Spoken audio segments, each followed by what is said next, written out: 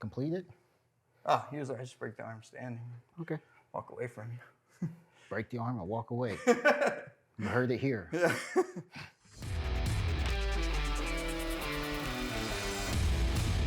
All right, so we're going to be going over some more techniques, but this time what's going to happen is Jimmy's going to go over all of the concepts, techniques, what have you, for his pistol disarms or takeaways. So, Okay, so my basic premise, the reason I do these takeaways over other takeaways, they're very similar to the ones that Mike do, but I also assume that, you know, you see a lot of different styles teach, you know, just grabbing the pistol right out in front of you.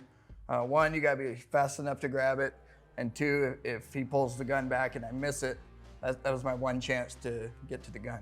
So I try to maximize my ability, my chances of actually getting a hold of this gun. I'm going based on the idea that he wants this gun as bad as I do, and he's gonna pull away when I go for it. So just like Mike was saying earlier, I want my hands to be as close to the gun as possible. The less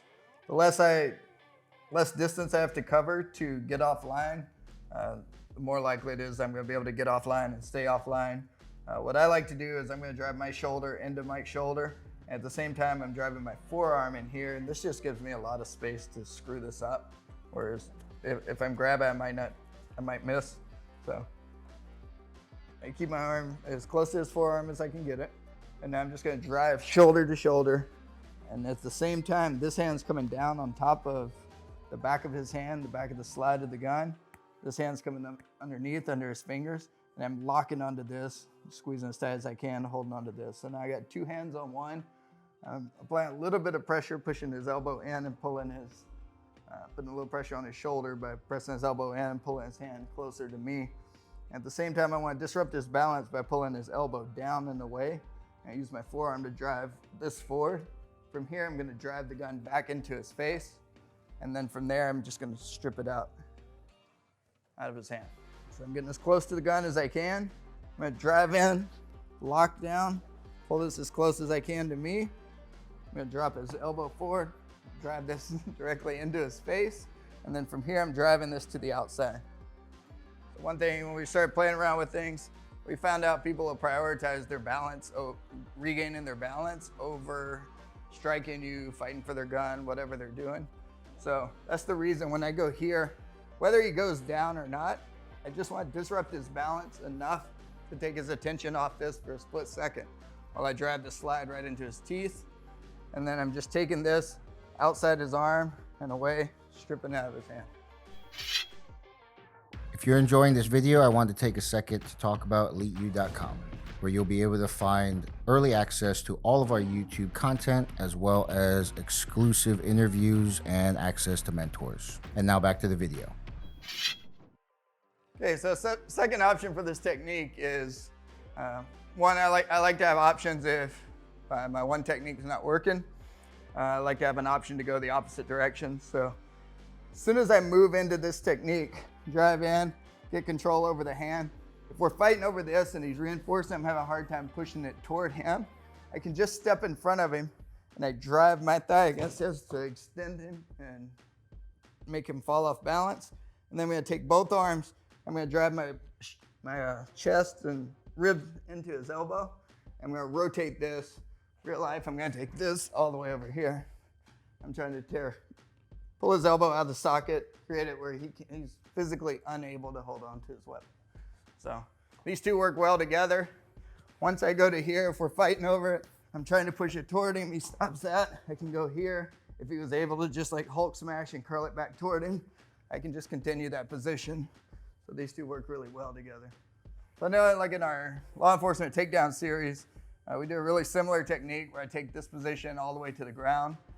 One, if I am being robbed and trying to take a firearm away from somebody, I'm gonna go on the assumption that he's with somebody else. I always assume there's more than one person. So that's the reason I don't take this all the way to the ground. I go here, I wanna break the arm, dislocate the arm, whatever it takes to get him to strip this gun out of his hand. And then I wanna create some distance and do a 360-degree scan, make sure that there's only one attacker. So a little bit on this technique, lock it in. In order for him to do this properly, his elbow is clamping really hard to his rib cage. He's rolling my pinky so it faces up. His hips sit into it, and then he pulls up, and then what happens is he locks in. What happens a lot of times, people practice this technique by keeping this loose, and they pull this up, and what happens is there's a lot of give.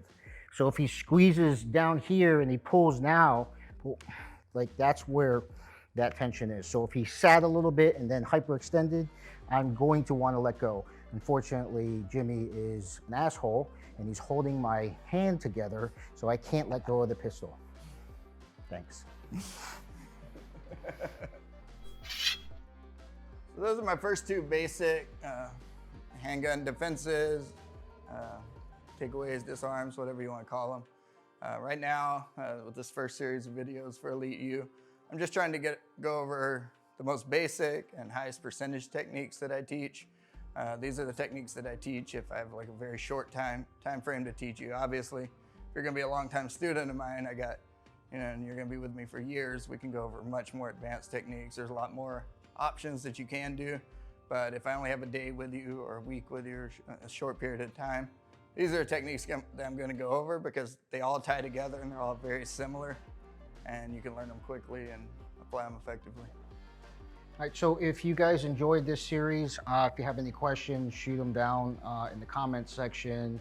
Contact us at content@eliteu.com. We are going to be doing more weapon defense or weapon disarm type videos. If you have a request, then obviously let us know about it. We are also going to be doing more law enforcement based weapons retention in the future. So hope you guys are enjoying the series. We are going to get into some conversations about personal protection, Brazilian Jiu-Jitsu, and our thoughts on it right after this video. So thank you for watching, and if you enjoyed that content, we have more videos over here for you to check out. For those of you looking to enhance your knowledge, make sure that you go over to eliteu.com, where you will have early release of YouTube videos and access to exclusive content. Thank you for watching, and we will see you in the next video.